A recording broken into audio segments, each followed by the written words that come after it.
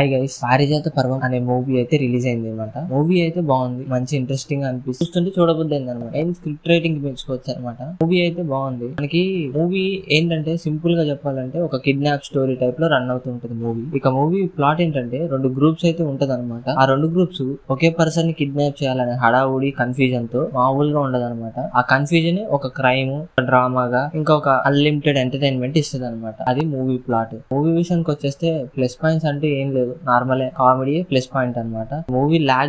Movie అయితే first half lag అనమాట, మామూలు లాగ్ కాదు. సెకండ్ హాఫ్ కొద్దిగా ఇంట్రెస్టింగ్ గా ఉంటాయి. ఆ కిడ్నాప్ స్టోరీకి ఏదైతే ఉంటుందో దాని నుంచి లింక్ అయ్యి కొద్దిగా ఎంటర్టైన్మెంట్ కామెడీ కొద్దిగా హై ఉంటది అనమాట. మూవీకి కొద్దిగా ప్లస్ ఎవరంటే వైవహర్ష గారు ప్లస్ అనమాట. ఎందుకంటే ఆ కామెడీ సెన్సే కొద్దిగా బాగా బాగుంటది అనమాట, ఇంట్రెస్టింగ్ అనిపిస్తుంది. మూవీ విషయానికి వస్తూ అంతైతే ఏం లేదు, యావరేజ్ స్టాక్ అని చెప్పుకో. సాంగ్స్ కూడా పెద్దగా ఏం లేదు. మూవీ ట్విస్ట్ ఏంటంటే మనకి ఇది పార్ట్ 2 కూడా ఉందన్నమాట మూవీ. అంతే, అదనమాట. ఇక మూవీ విషయానికి అయితే దీనికి రేటింగ్ వచ్చేసి 5కి 3 అయితే ఇస్తున్నాను గైస్.